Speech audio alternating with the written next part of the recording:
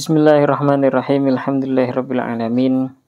Wa bihi nasta'inu ala umuri dunya waddin. Wassalatu wassalamu ala sayyidil mursalin wa ala alihi wa ashabihi ajma'in. Amma ba'd.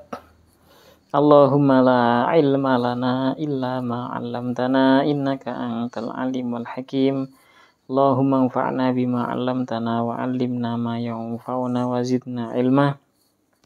Allahumma arinal haqqa haqqa warzuqna ittiba'ah wa arinal batila batila warzuqna ijtinabah.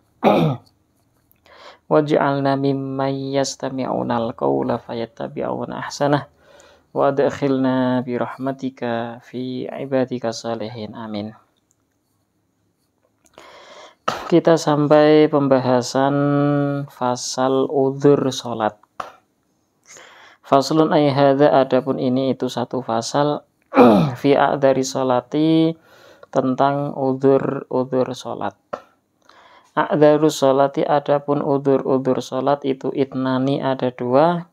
An-naumu, adapun yang pertama itu tidur atau an-naumu yaitu tidur, wan nisyanu dan lupa. Dalam kitab Safinatun Najah dijelaskan bahwasanya udzur sholat itu ada dua macam. Yang dimaksud daripada udzur ini bukan berarti tidak sama sekali meninggalkan sholat. Nah, boleh tidak sama sekali meninggalkan sholat, itu tidak. Jadi yang dimaksud daripada udzur sholat itu adalah seorang tidak melakukan sholat pada waktunya tanpa ada dosa. Hukum asal itu kan ketika kita masuk waktu sholat, kita harus melakukan sholat itu pada waktunya. Kalau kita melakukan sholat tidak pada waktunya, harusnya kita mendapatkan dosa. Hukumnya haram. Nah, tetapi ketika ada udzur untuk tidak melakukan sholat pada waktunya, nah ini nanti kita tidak akan mendapatkan dosa. Jadi maksud daripada udzur sholat ini bukan berarti kita boleh untuk tidak melakukan sholat sama sekali, akan tetapi kita itu boleh tidak melakukan sholat pada waktunya dikarenakan adanya udzur. Udzur yang pertama itu adalah an-naum, yaitu tidur. Nah, tidur itu bisa dikatakan dia menjadi udzur untuk kita tidak melakukan sholat pada waktunya dan kita tidak dapat dosa ketika seorang itu tidurnya sebelum masuk waktu sholat.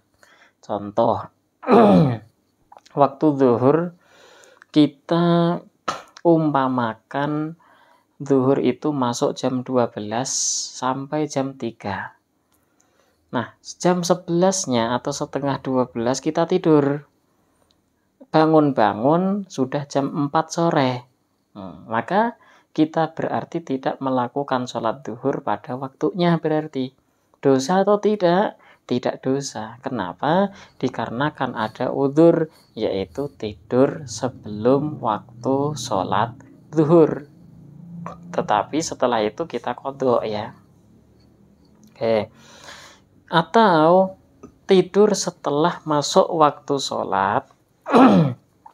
Tidur setelah masuk waktu sholat dan orang tersebut mempunyai kebiasaan bisa bangun sebelum habis waktu sholat itu. Contoh tadi waktu zuhur masuk jam 12 keluar jam 3, dia setengah 1 tidur, belum sholat zuhur, setengah 1 tidur. Tapi dia sudah mempunyai kebiasaan sebelumnya.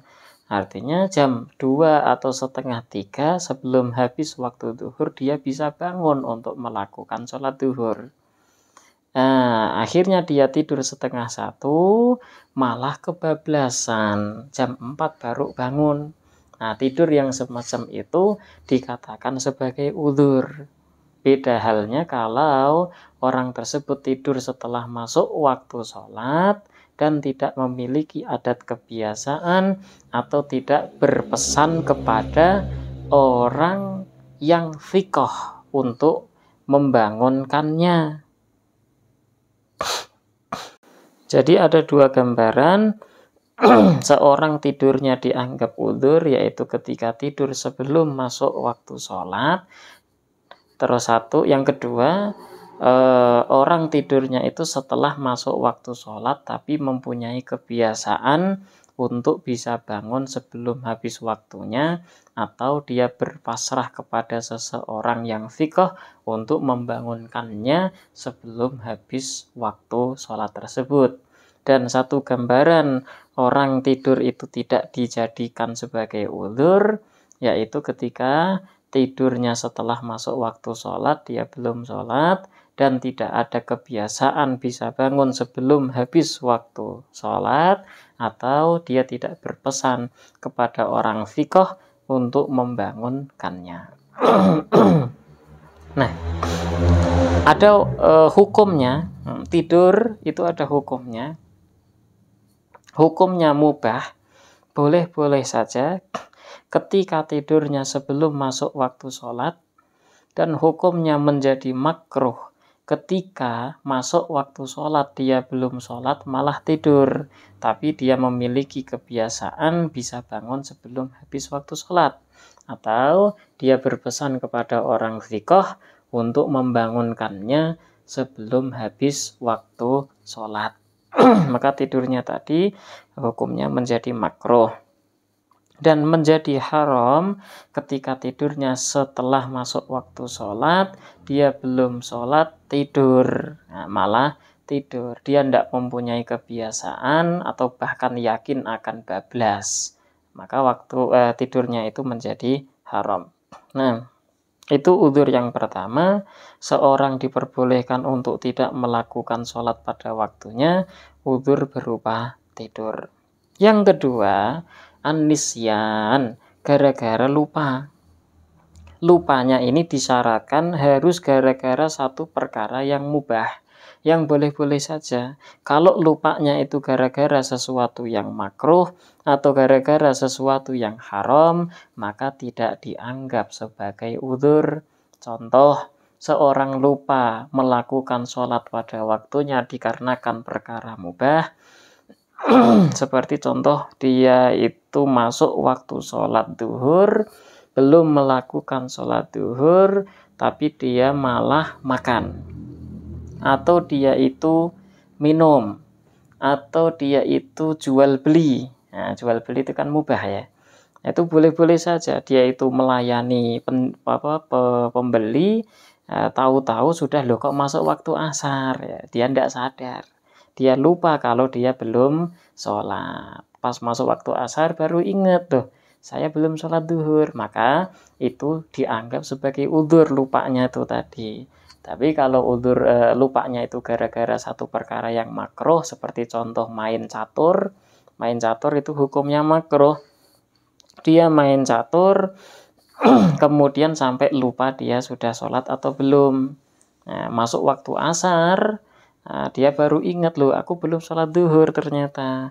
Maka itu tidak dianggap sebagai udzur. Kalau tidak dianggap sebagai udzur, maka kena hukum haram. Atau bahkan dia lupanya untuk melakukan sholat pada waktunya itu gara-gara sesuatu yang haram. Berpacaran, ya kan, haram. Berpacaran itu haram. Berpacaran sampai lupa waktu, berduaan, bucin, kayak gitu. Nah, itu maka akan terkena hukum haram. Nah, dalam kitab lain ada tambahannya. Jadi tidak hanya 2, ada ditambah menjadi 4. Yang ketiga, selain daripada tidur kemudian lupa, ada tambahan yang ketiga sebagai udzur sholat adalah jamak bainas sholataini. Melakukan sholat yang sholatnya itu dijamak, duhur ditaruh di waktu asar, namanya jamak takhir, atau asar dilakukan di waktu zuhur, namanya jamak takdim.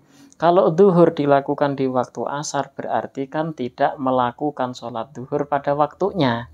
Apakah berdosa? Ya tidak, dikarenakan dia sholatnya dijamak. Dijamaknya gara-gara safar, atau gara-gara sakit, atau gara-gara hujan. Dan yang keempat, tambahan satu lagi, yaitu gara-gara ikroh. Orang itu dipaksa. Dipaksa itu bukan hanya paksaan biasa, akan tetapi harus memenuhi 4 syarat paksaan. Kalau tidak memenuhi 4 syarat paksaan, maka tidak disebut sebagai ikrah, sebagai paksaan. Apa itu 4 syarat ikrah? Yang pertama adalah qudratul mukrih ala tahqiqi ma haddada bihi biwilayatin au tahallubin. Orang yang memaksa mampu dia itu menyatakan, mampu membuktikan apa yang dia ancam. Umpama contoh seorang memaksa, terus si pemaksa itu tadi mengatakan kalau kamu nggak lakukan kamu akan aku bunuh. Nah, si mukrih, orang yang memaksa itu mampu membuktikan apa yang diancamkannya, gitu ya. Mampu membuktikan apa yang diancamkannya. Ini mengecualikan kalau yang mengancam itu anak kecil, sedangkan yang diancam itu orang gede, dewasa, binaraga. Diancam anak kecil 7 tahun, kamu minum anggur merah ini, kalau enggak kamu saya bunuh. Enggak ada apa-apanya, bukan paksaan. Dikarenakan si anak kecil enggak mampu dia membuktikan apa yang diancamkan.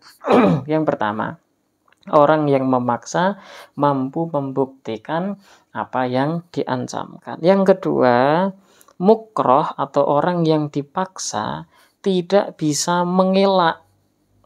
Dia dipaksa untuk minum anggur merah, minum arak, dia tidak bisa ngelak dengan cara lari, kabur, atau minta tolong. Tidak bisa. Umpama dia tempat sunyi, tidak ada siapa-siapa, atau dikelilingi lautan umpamanya, sehingga dia tidak bisa kabur.